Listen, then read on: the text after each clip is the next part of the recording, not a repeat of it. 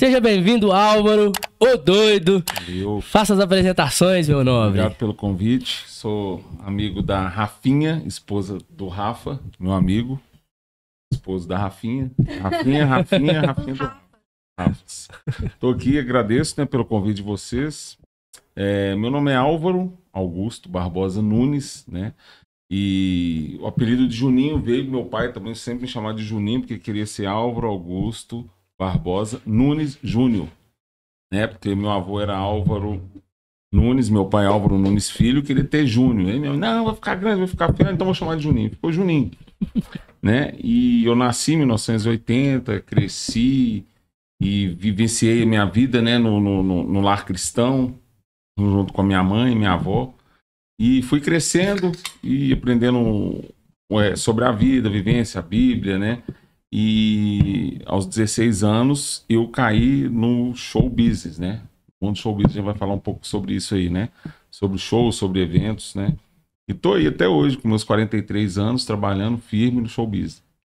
Aí sim, showbiz, quando fala showbiz assim, né? É uma expressão que eu acho legal, porque eu acho que todo mundo tem, nem que seja lá no fundo imaginário, essa ideia, entrar pro show business, realmente estar entre, né, os famosos, fazendo grandes artes, grandes feitos. Enfim, lógico, antes da gente começar no papo principal, eu preciso fazer uma coisa que é muito importante para qualquer programa no YouTube. Quer pedir para quem tá em casa aí assistindo, se ainda não se inscreveu no nosso canal, a gente tá aí precisando muito da ajuda de vocês pro canal crescer, porque é só com o like, o compartilhamento desse conteúdo para outras pessoas que o algoritmo vai entender que esse papo possa ser minimamente relevante para ele mostrar para mais pessoas. Então, se você não sabia como que o YouTube funcionava, eu acabei de te ensinar e tudo de graça. Você vê como que esse podcast tem muito conteúdo, né? Mas pulando agora para nossa pauta. Hoje a pauta está a pauta mais solta, vamos dizer, né? Com a presença da Rafa aqui, né? São situações que a gente pode deixar a coisa fluir com mais, né, naturalidade. Porque ela que manda, então se ela tá aqui, a gente pode fazer qualquer coisa. Então, vamos, né? Sempre a mulher que manda, né? Não tem como. Isso mesmo. Vamos começar aqui.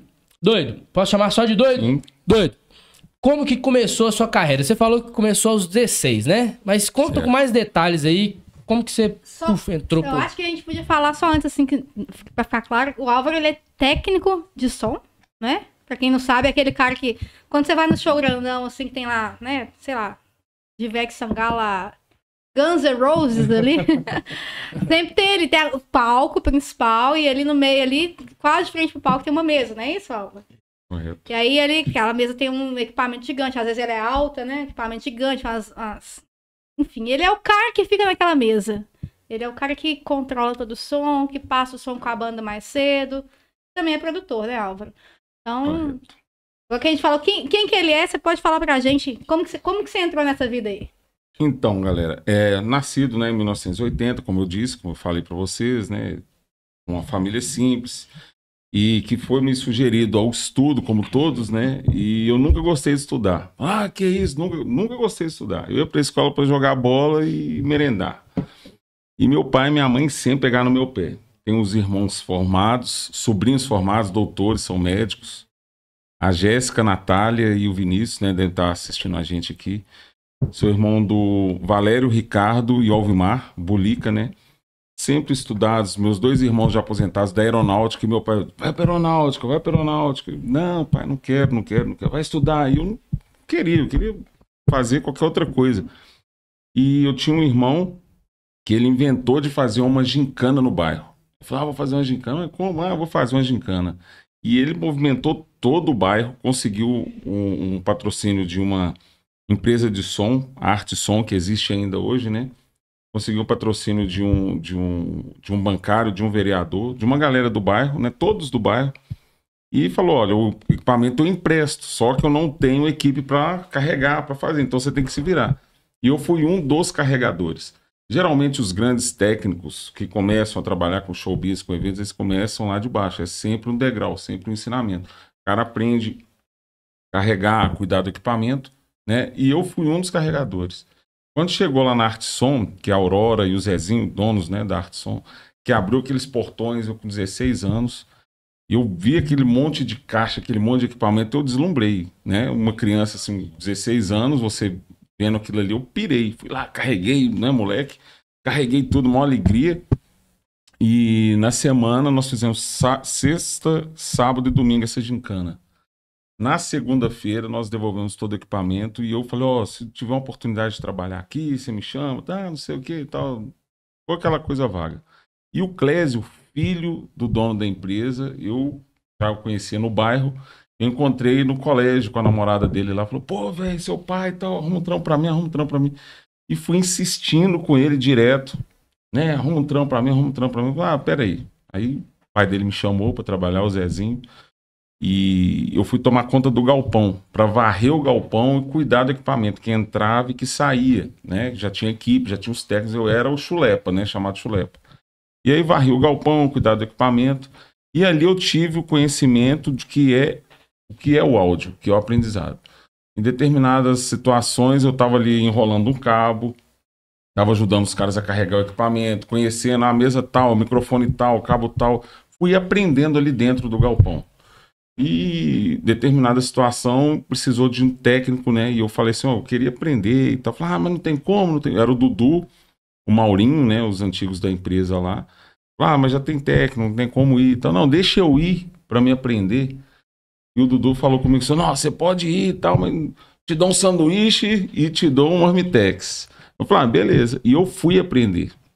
Os carregadores iam, montavam o equipamento e voltavam na carreta ou no caminhão para casa. E eu ficava lá no local do show para ajudar. Ô, Juninho, pega aquilo ali, Juninho, faz isso. Tava lá de chulepa. E nisso a minha mente abriu. Foi um aprendizado que eu tive na prática com toda a teoria. E você sabe que tudo que você vai fazer na vida, você tem um degrau, você tem um parâmetro, você tem um crescimento, um entendimento daquilo. E eu me esforcei para isso. E a partir daí veio a vontade de estudar o quê? O áudio, né? E aí fui trabalhando, crescendo, show aqui, show ali. Nós fizemos o show do Mamonas Assassinas. Foi na sexta, no sábado eles foram para Brasília, no sábado eles tiveram acidente. Nós fizemos um evento grande também que existia. Eu não sei se ainda existe. É o Cristel Show da Igreja Católica, que sempre existiu no Mineirinho. Isso em 96. Em 97 nós fizemos o Encontro das Américas, que foi a reunião da toda a América Latina, né, a parte política. Esse eu vi nas propagandas da talvez não dá. Acho que foi tudo, fechou Belo Horizonte inteiro. As reuniões eram no Palácio das Artes, no Expo Minas, e o grande show de fechamento e encerramento foi Ney Mato Grosso e Daniela Mercury no estacionamento do Mineirão. Né? Então, assim, são eventos que foram acontecendo e eu fazia muito pela Arteson, os parques de exposições, que era em Carangola, Gameleira, Patos de Minas, né, a Festa do Milho, vários eventos, né? E aí fui caminhando, com essa oportunidade que a Arteson me deu, e depois eu fui trabalhar na Gabson, que é a segunda maior empresa de áudio do mundo, que faz grandes festivais, grandes eventos internacionais, e é de São Paulo, né? Já uma empresa maior, né? Já tem um âmbito assim mais internacional e tudo, que roda o mundo inteiro, e peguei a lancha e fui. Excelente, hein? Então, com certeza deve ter feito grandes amizades, né? Fiz bastante, bastante. Doido, me fala aí, como é que foi pra você relacionado à família? Porque, igual você falou, né? Seus irmãos foram pra carreira militar, seu pai foi tranquilo com essa sua escolha? Como é que foi? Conta pra gente. Eu puxei assim, muito do meu pai, o lance de engenharia, assim, de loucura, assim, de mexer, de arrumar. Tipo, quebrou, eu arrumo. Você é muito engenhoso, então. Engenhoso, assim. Show. Meu pai sempre usava o macacão dele, a maleta de ferramenta dele. E, assim, ele sempre me proporcionou a inteligência a arrumar. Tipo, tomada em casa. Um moleque, 12, 13 anos, eu arrumava a tomada, eu trocava a lâmpada, eu arrumava a válvula da descarga. Então, assim, ele me abriu o leque. Meu pai era um dos técnicos de máquina de nilotipo da imprensa oficial. Máquina de nilotipo que rodava os jornais antigamente. Que imprimia, tipo? Em Minas Gerais. Ele imprimia, né? E ele era o técnico de manutenção dessas máquinas há muitos anos atrás. Em 60, 70, aquela época que existiam as gráficas. Meu pai, ele teve uma gráfica técnica Majota, muitos anos atrás, junto com a minha tia. Então, ele sempre me proporcionou isso, né? Nos momentos que a gente se via, eu sou filho de pai e mãe separados e tudo, mas sempre presente e sempre me dando, assim, cartada, né? Vai estudar, vai aprender, não sei o quê. E era muito massa, porque minha mãe sempre foi a militar de casa, né? Ela sempre, assim, foi meu pai, minha mãe me cobrava, ó, pronto, vou contar seu pai, vou contar seu pai. E aí minha cabeça sempre foi, assim, abriu, né? No lance da teoria e da prática com tudo isso. E o lance de desenvolver, de aprender determinadas coisas, nos vai do nosso pessoal. Porque às vezes você, igual um moleque, às vezes o moleque tá ali só querendo jogar. Você tem que insistir e incentivar. De repente aquele menino vai ser um programador, um designer, né? De repente o moleque fica só jogando bola, você coloca o moleque na escola, o cara pode ser um jogador. Então o incentivo, né, da família, o incentivo do pai, da sua mãe, é algo assim que tem que ser construtivo, né? Não assim, vai estudar, vai fazer isso. O que o moleque quer fazer? O que a Rafa quer fazer da vida? Sabe? Então, assim, o lance da família... eu também. O lance da família apoiar é algo, assim, muito construtivo, né? Não, existe, lógico que cada família tem o seu ponto, tem o seu passo, tem gente que apoia, tem gente que critica, tem gente que não apoia, mas você acreditar em si mesmo é algo essencial. Ninguém te para. É isso, acho que desenvolver as potencialidades, né? Eu acho que essa questão faz toda a diferença mesmo. Acho que é verdade, não. Já gostei quando você falou. Falei, pô, família de militar. Aeronáutica. Aeronáutica é. Enfim, da base do Rio. Aeronáutica é a força de elite das Forças Armadas, né? Força de elite no sentido. Irmão Valério, irmão Ricardo, irmão Alvimar, eu acho que ele formou em engenharia. Mas aí o Ricardo... Pela aeronáutica? Não. Pelo ITA lá, não? Não, só o Valério e o Ricardo que são militares. Sim, né? sim. São aposentados já. O Valério ainda dá aula ainda na base aqui de Lagoa Santa. Lagoa Santa, né? Excelente. A aeronáutica, igual eu falei, é a força de elite das forças militares, né? Show de bola.